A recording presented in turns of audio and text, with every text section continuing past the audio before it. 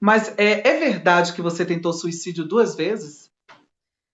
Olha, quando aconteceu pós-violência, quando você passa por uma situação dessa, todas as mulheres pensam assim, é muito sério você se ver perdendo tudo, perdendo, sabe, você não tem mais onde segurar, é como se você estivesse no buraco negro escorregando até o final, assim, você não tem parede para se segurar. Então você vai para algum lugar muito ruim, muito ruim. Foi sim. Mas e é muito recorrente com as mulheres que eu atendo.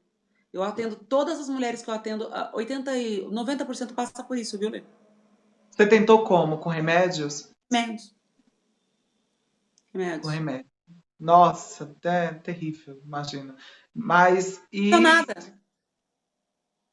Eu tomei um monte de coisa que eu tinha da época de quando eu estava doente, tudo que eu tinha, que eram os calmantes, porque eu tomava, porque na época que eu estava doente, a minha dor era muito forte na cabeça. Então eu tomava Meu remédios Deus. muito fortes, mas muito fortes. Era insuportável a dor assim. Eu até tenho ainda hoje dor de cabeça. Todos os dias a dor não para, eu tenho um zumbido dos dois ouvidos, eu tenho um zumbido, eu tenho uma voz bem alta nos ouvidos, assim, uma coisa. Tudo por conta daquele problema que você teve, que Sim. você. Olha, Rê, você nasceu de novo, né? Porque você teve um problema, você vai fazer o. Explica, foi aqui exatamente? Foi isso? Não, essa parte Uma toda eu tenho operado, cirurgia? olha, essa parte interna todinha eu não tenho, tá vendo? Essa parte interna todinha minha aqui, ó, não é minha. Hum. Ah, tá. Eles tiraram todos esses ossos aqui, ó, essa região aqui toda. Eu tive uma sinusite muito grande, do tamanho de um limão, que eu nem sabia que eu tinha, porque eu não tinha nenhum sintoma de sinusite. E eu tive um problema Uhum. num dente. E eu também não tinha dor. E eu frequento muito dentista, bem como você. A gente tem essa possibilidade de ir para dentistas e tudo. Aí eu comecei a ter dores de cabeça muito forte e deformações nos joelhos, no pé e no rosto. Essas deformações não paravam. E eu associei essas deformações à alergia. Eu nem imaginava o que era. Fui para um hospital perto da minha casa, também foram pelo caminho da alergia, alergia, alergia. E as dores eram muito fortes, mas uma enxaqueca muito forte. Mas eu deformava. As juntas deformavam. Enfim. Aí eu fui 2 vezes para o hospital, tomei soro, voltei para casa. Me deram antialérgico, voltei para casa. Eis que meu ex-marido falou: não, tá errado isso. Eu vou te levar num outro hospital. Eu nunca tinha ido no Einstein. Não sei se pode falar, nunca tinha ido lá. Ele me levou lá e lá, rapidamente, os médicos me fizeram uma bateria de exames. Eram 9 profissionais na minha frente, 9 profissionais. Eu nunca tive um plano de saúde bom. Aliás, eu nem tinha plano de saúde. Então, foi o primeiro momento que eu tive um plano de saúde bom. E eu entendi por quê, né? Porque eu precisei mesmo, foi Deus agindo na minha vida. E aí eu olhei aqueles médicos na minha frente, eles falaram: Rê, é o seguinte, você tá necrosando. Resumindo, o sangue é sistêmico, tem partes da sua cabeça que necrosou, e o sangue vai para é sistêmico, para em toda parte do corpo, é bombado pelo corpo, a gente vai ter que desligar. A gente vai ter que desligar, que senão você vai morrer de infecção generalizada. E falaram calmamente, educadamente, muito sério. A gente vai ter que cuidar disso, a gente vai tentar entrar com antibióticos fortes, porque. Mas vai dar tudo certo. Confia? Eu confio.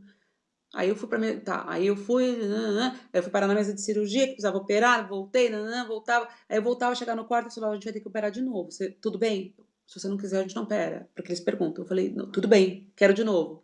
E eu tinha certeza que eu ia sair daqui e ia também parar num lugar que ia ser um lugar como esse hoje. Eu falando com você, eu normal, eu com vontade de viver e eu com sonhos. E com coisas para realizar. Eu tinha certeza que alguma coisa maior ia acontecer. E eu não olhei para o que aconteceu. Eu fui descobrir o que aconteceu comigo, Lisa, agora, sabia? Eu fui descobrir o que aconteceu comigo depois. Eu olho para mim, eu não acredito. Eu imagino. As fotos no celular, eu pego as coisas e falo, como, como que passei por isso? Eu não sei. Eu acho que a coisa vai acontecendo e você tem que ver. Você chegou a entrar em coma? Oi? Chegou a entrar em coma? Sim, 4 vezes. 4 vezes. Nessas 4 vezes que você entrou em coma, você chegou a ir a um outro lugar, espiritualmente falando? Eu fiquei 38 dias em coma a primeira vez. Quando eu dormi, eu acordei. Eu tinha a sensação que fazia 3 dias só que eu estava dormindo. Eu via que a minha movimentação de corpo não era mais a mesma, que eu estava estranha. E eu parecia que eu só tinha dormido 3 dias. Faziam 38. Porque Depois eu todo mundo conta uma história, né? Que viu, sei vi nada. lá, Nada, não viu nada? E nada. Pelo contrário, o médico falou assim: quando você acordar, qual é o seu objetivo? O que você quer quando você acordar? Eu falei: quero coxinha. Que coxinha? Eu falei: coxinha, coxinha, coxinha, coxinha. Porque lá tinha uma coxinha da Viena maravilhosa. Eu falei: quero coxinha, quero coxinha, coxinha. Tá bom. Ah, bem Aí quando gulosa, né? deu lá, sei lá, umas 6 horas, 8 horas depois, eu só pensava na coxinha. Eu falei: vai vir coxinha, eu pensava, né? E a coxinha, pra mim, era uma imagem muito recente. Pra mim, era uma pergunta que tinha sido agora, entendeu? Coisa de Eu horas, assim. imagino, eu imagino. E teus filhos ficaram apavorados, né? Nunca contei pra eles não sabiam. Não. Não. Mas eles sabiam que você estava internada.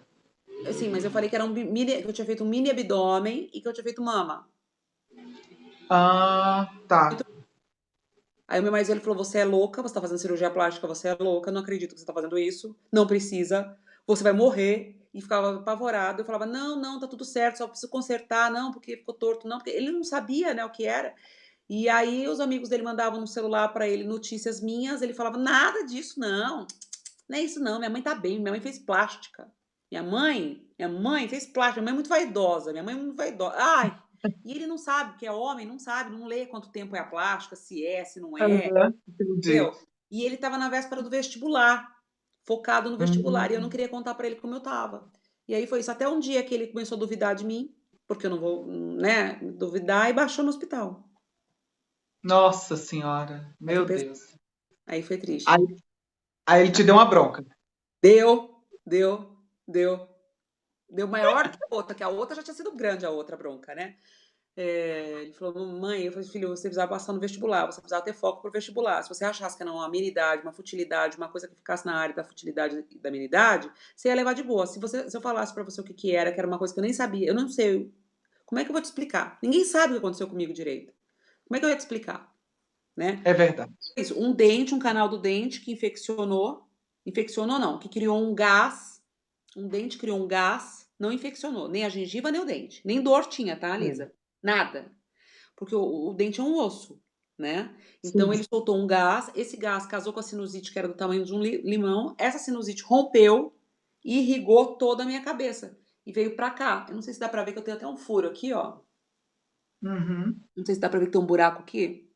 Sim, Esse sim. líquido irrigou e veio pra cá. Aí a cabeça ficou tamanho desse tamanho, assim, minha cabeça foi pesar Meu Deus, 3, 4 quilos a mais. Eu fiquei completamente deformada. E eu aí, imagino. e foi uma loucura, uma loucura, uma loucura. Agora eu vou fazer um bate-bola aqui com você, tá? Combinado? Então tá, vamos lá. Pode fazer, É, porque agora eu tô ao vivo. trabalho. Trabalho? Hum. Trabalho. Eu pensei na palavra sustento. Sustentar os filhos, sustentar a família, me veio isso. Filhos.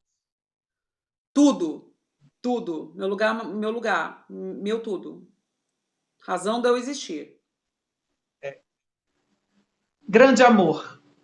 Meus filhos, sem sombra de dúvida. Nada, nunca, ninguém, nada, nunca, nunca, nunca, nunca. Eu não conheço amor maior que o amor que eu sinto por eles. Não por eles serem só os meus filhos, mas eles são toda a minha família. Eu não tenho família. Os meus filhos significam muito para mim, muito. Eu até amenizo isso, é uma responsabilidade muito grande o amor que eu sinto por eles. E eu os deixo livre, mas é um amor que transcende, porque não é um amor. Eu nunca soube o que é o amor por um pai, o amor por uma mãe. Eu sempre respeitei meus pais e tudo, mas eu nunca tive aquele vínculo, aquele elo, porque a vida não responsabilizo os meus pais de modo algum, que eu sei que eles fizeram o melhor possível, mas não éramos uma família, né? Eu sempre fui muito sozinha, muito sozinha. Na verdade, minha vida sempre foi muito difícil. Com 11 anos eu já estava trabalhando, estava longe deles já. Muito difícil. Meu pai nunca me criou, minha mãe tinha as outras responsabilidades, outro caminho para seguir. Então, a maternidade é algo muito especial para mim, que é onde eu encontrei o real sentido do amor. Todo mundo fala família, família, eu tenho família, tem meu tio, tem minha avó. Eu não sabia o que era isso. Eu Mas com vivi 11 anos, você já saiu de casa? com 11 anos, eu trabalhava de faxina na casa dos outros. Eu ficava de casa em casa. Com 11 anos, Você faxina. chegou. Aí eu ficava na casa de um, na casa do outro. Aí eu não tinha onde Entendi. ficar. Aí eu ficava assim, aí eu voltava um pouco, ficava em casa um pouco, aí eu ia na responsabilidade de outro lar. Não por falta de responsabilidade da minha mãe, é que a situação era muito difícil mesmo, eu não posso responsabilizá-la, e o meu pai também não posso responsabilizá-lo, mas a minha vida foi assim. Você sofreu abuso sexual na infância ou não? Não. Graças a Deus, não. Nunca. E poderia ter sofrido, porque eu dormi de casa em casa, de casa em casa. Eu lembro que quando eu conheci o Gugu, eu tinha uma mochila. Ele falou assim: cadê sua mala? Eu falei: eu trouxe mochila. Porque ele me viu na televisão, né? Ele me viu numa matéria e ele me chamou para vir pro programa. Enfim, essa é outra história que a gente conta outro dia. Mas a coisa do filho é muito, muito louca na minha cabeça. Muito importante para mim. Estrelismo. Sempre lidei com o estrelismo dos outros. Eu nunca tive o meu. Porque quando meus filhos quando o meu filho mais velho nasceu, era meu momento de estrela maior. E ali eu perdi tudo, eu fiquei sozinha com ele. E aí eu não podia ser estrela, eu tinha que ser mãe, entendeu? Aí eu via minhas amigas sendo estrela, tipo, entrava no camarim, ai, não divido o camarim com ela. Ai, não divido o camarim com não sei quem. Ai, sai daqui. Já roubaram um sapato meu em programa de televisão, já eu Meu fui com um pé Deus, só. Uma vez eu fui fazer um programa importantíssimo da televisão brasileira, só tinha um pé de sapato que o outro tinha roubado, por vaidade. Na minha época tinha uns chiliques assim. Mas eu sabia quem era e eu não ligava, eu tocava em frente, eu não parava para elas. Então eu nunca tive embate com nenhuma delas e nunca vou ter, porque eu sempre vou vazar pela tangente, entendeu? entendi. A minha. Renata por Renata, pra gente encerrar. Hã? Renata por Renata. Renata por Renata? Hum.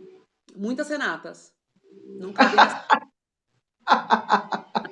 São muitas Renatas, não cabem nessa fala. Todas elas moram dentro de mim. A Kiki Carpia, a estrela do programa da Hebe, a estrela do Gugu, da menina da banheira do Gugu, a menina Que que gosta de brincar maravilha. de boneca. Já viu meu quarto? Vou te levar lá. Ai, meu Deus, a gente vai ver o quarto de Renata. Mentira. A boneca que eu comprei, eu era velha já. Que brinca de Eu era velha. boneca. Eu não podia ter boneca. Pessoal. Tá vendo? Que lindas. Você brinca de boneca até hoje? Não, eu coleciono. Quer dizer, eu parei de colecionar, agora eu não compro mais. Mas Entendi. eu fiz uma promessa pra mim. Eu falei que eu ia ter, porque eu não tinha boneca, né? Meu sonho era ter boneca e eu não tinha Uhum. boneca. Eu falei, quando eu criar os meus filhos, já tiver comprado todos os brinquedos do sonho deles, eu vou começar a colecionar. Aí eu coleciono Entendi. só bonecas de colecionador, Barbies, que tem algum Uhum. significado pra mim. Então as pessoas Rê, que gostam, volta para aquele ambiente que você estava, que a imagem lá tá melhor. voltando. Isso. E aí eu Tá. comecei a colecionar. Eu parei de colecionar. Eu tenho 400 e poucas Barbies. Uhum. Mas eu parei. Barbie, Suzy. Mas agora eu parei. Agora eu Que parei. maravilha! A Simone tá feliz aqui, porque disse: Eba, ontem eu falei para ela mostrar. Linda. Eu vou trocando elas. Então eu tenho uma Suzy que eu comprei. Eu entro muito em leilão no eBay. E aí eu comprei uma Suzy que tem 44 anos, que tem minha idade. É bem legal a minha coleção. Minha coleção são bonecas assim que tem que ter uma razão. Assim. Qualquer dia eu vou aí para a gente conhecer.